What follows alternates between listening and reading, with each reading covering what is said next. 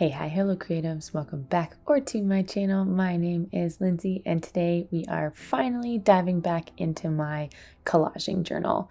This journal I of course do mostly collaging. At the beginning couple pages are not fully, but recently it's been all collaging videos, or all collaging spreads.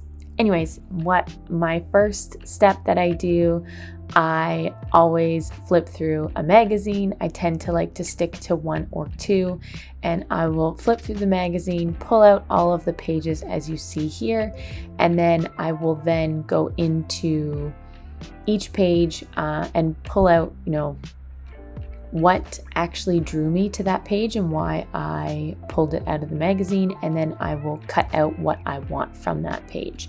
If I'm undecided and don't quite know what I want to use from that page, then I will leave it full. But for the most part, I pulled it out looking at one specific part of that page. So that's what I will cut out right away. And if I'm not sure with what I really want, then I will leave it as a full page and kind of work with it as I go.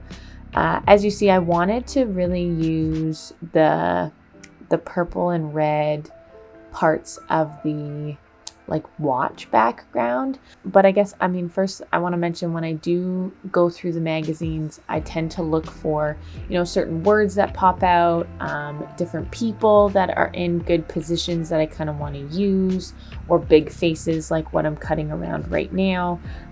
Different scenic photos of actual places, or a big object I would want to use. I don't really use objects. I more use people and then landscapes. But right now I am cutting out, shadows. I'm just cutting around. I'm using the head of this woman as a template to make a shadow for her when I put her on the page. Most of my collaging pages, I like to just use the stuff that I get from a magazine. So there'll also be things that I pull out that's just a solid white background or a solid black background, just to be able to use as filler.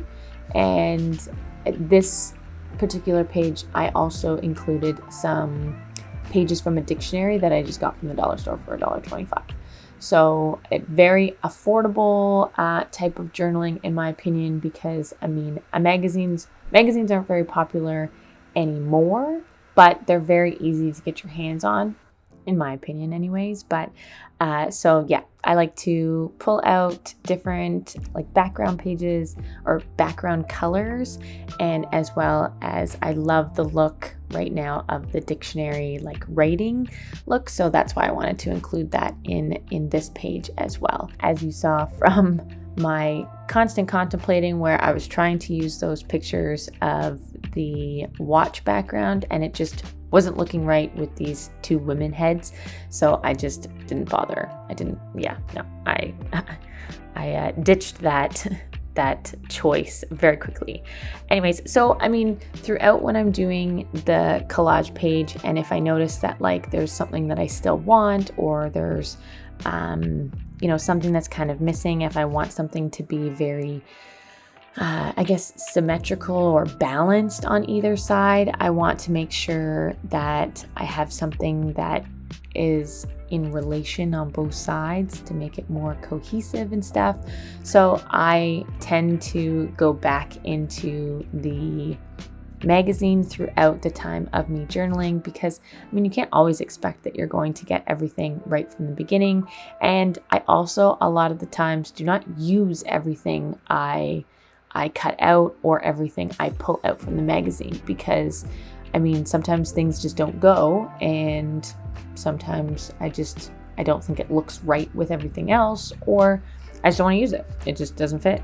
I don't want to use it. So you don't have to use all of the things that you pull out, but just to kind of I have no idea what my pages are going to look like. I generally have never kind of pre-plan anything, because how can you? I don't know what are in these magazines, and I just start flipping through and see what I like and pull those things out. As I start kind of putting things together with what I've cut out of those pages that I pull out, then my brain starts wandering, and I'm like, okay, well maybe I can do something like this and maybe something like this.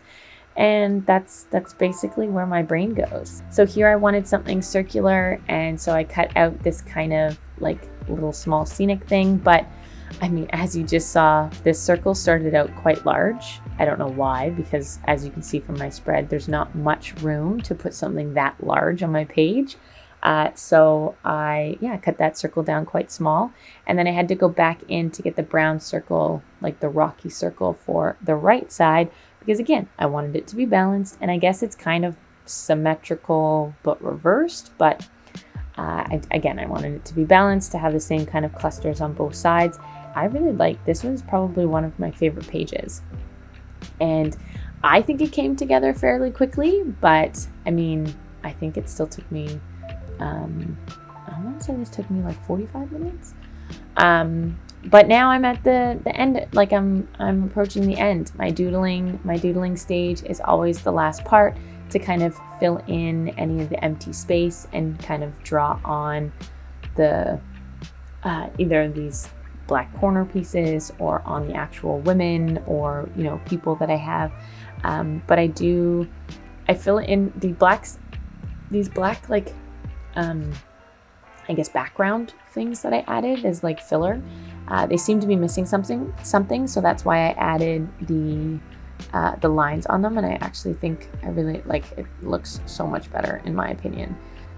This page, like I said, came together fairly quickly in my opinion, but I love how like simple I feel like it looks. It looks, I don't know, complex but simple all at the same time. I love that I only have one word.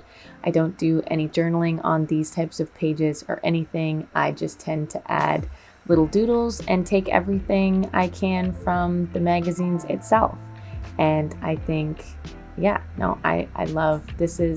I think to date, this is probably my second favorite. My first favorite collage I ever did, I'll link up in the cards here. But yeah, this is basically the end of this video. So if you made it this far, I want to thank you so much for watching. I hope you like, comment, share, subscribe, do all of the things. It means so much to me. It helps my channel grow and reach more and more people and new people, and it's great.